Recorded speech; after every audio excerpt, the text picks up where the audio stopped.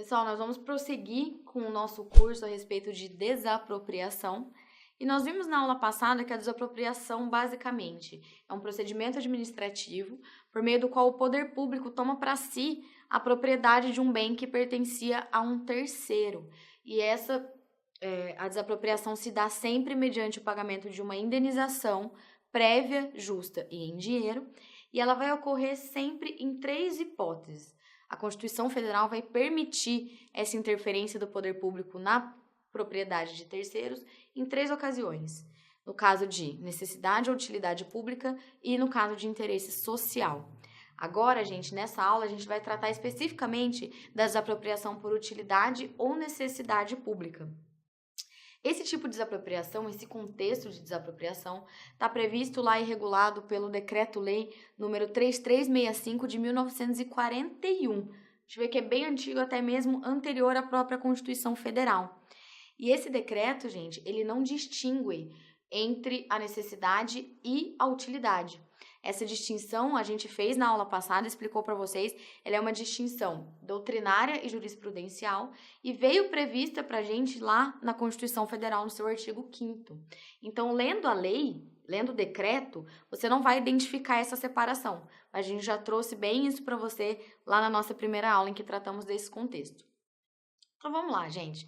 No caso de necessidade e utilidade pública, quem pode ter a iniciativa da desapropriação? Em favor de quem a desapropriação se opera?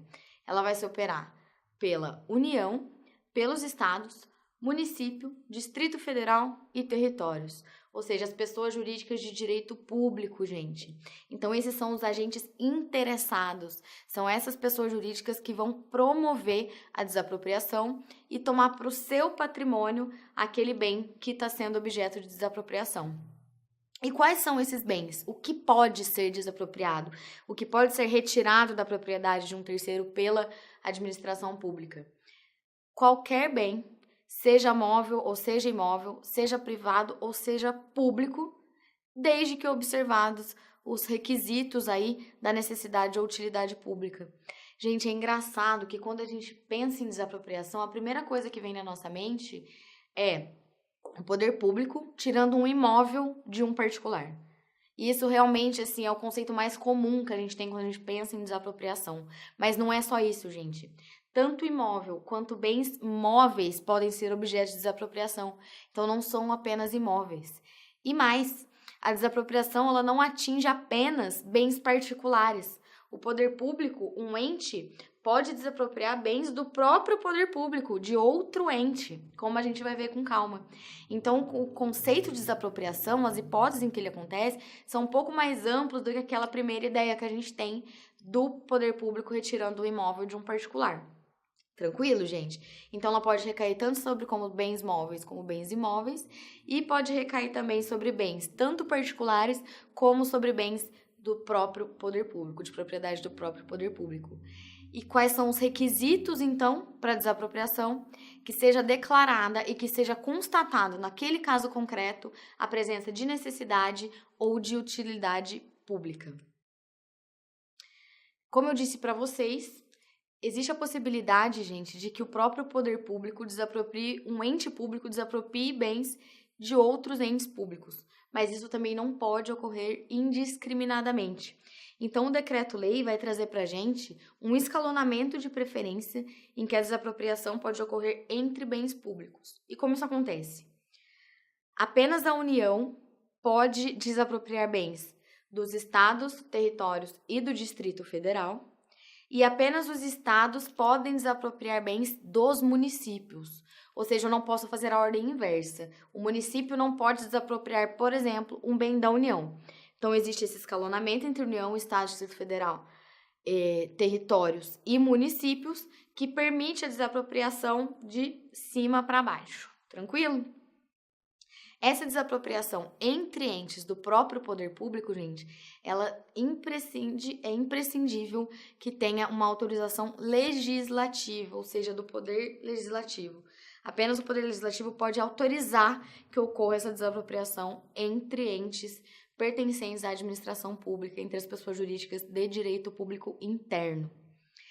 E no caso das concessionárias, gente, essas empresas que não são pertencentes ao poder público, mas que têm a concessão outorgada aí pela administração pública. Elas podem desapropriar?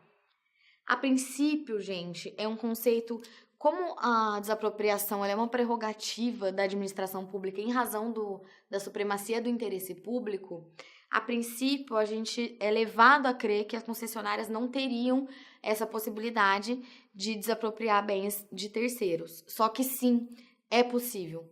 Só que desde que o contrato que a concessionária tenha com a administração pública permita, ou seja, possibilite a desapropriação, ou então que essa autorização venha expressa por meio de lei. Então, as concessionárias podem sim realizar a desapropriação de bens, mas desde que esteja expresso em seu contrato essa possibilidade, ou então que tenha uma autorização legal expressa.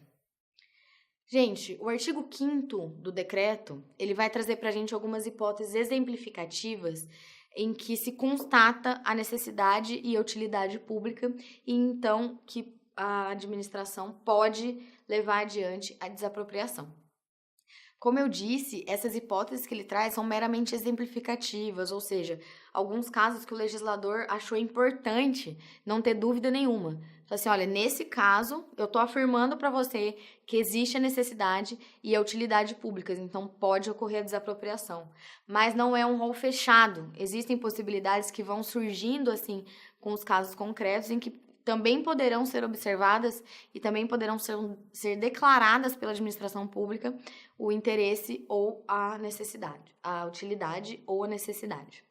Então, eu destaquei alguns para vocês, deem uma olhada no decreto, nós não vamos nos alongar aqui lendo o texto da lei, a gente recomenda que vocês façam isso aí ao longo dos seus estudos, mas o que a gente trouxe de destaque aqui que é interessante. Os casos em que seja necessária a defesa da segurança nacional, a defesa do Estado, socorro público em caso de calamidade e salubridade pública. Gente, esses casos são bastante óbvios, que são aqueles casos em que, por exemplo, está tendo uma invasão de um outro estado em alguma divisa do Estado brasileiro e que seja necessária uma intervenção ali, a desapropriação de uma área para que o poder público possa combater aquela invasão de uma forma mais efetiva. Ou então, em uma área que tem aí uma infestação de alguma praga ou de alguma doença e que o poder público também precisa intervir ali diretamente para conseguir controlar, para conseguir resolver aquela situação, então ele pode desapropriar essas áreas por necessidade ou utilidade pública. Nos casos também de preservação de monumentos históricos, ou então de construção de edifícios públicos, cemitérios, por exemplo, que ele tem interesse em destinar aquelas áreas para esse tipo de atividade, ou então estádios, aeroportos. Nesses casos, a lei traz esses exemplos para a gente em que definitivamente ela expressa que são encontrados os requisitos necessários para a desapropriação. Mas, de qualquer forma, gente, apesar desses exemplos que a gente destacou aqui, é muito importante que vocês peguem esse decreto, deem uma lida, para terem uma ideia melhor aí de todos os contextos em que isso pode acontecer, em que se constata a presença da necessidade ou da utilidade pública. Na próxima aula, a gente ainda vai continuar tratando desse decreto com mais profundidade em todos os detalhes. Até já!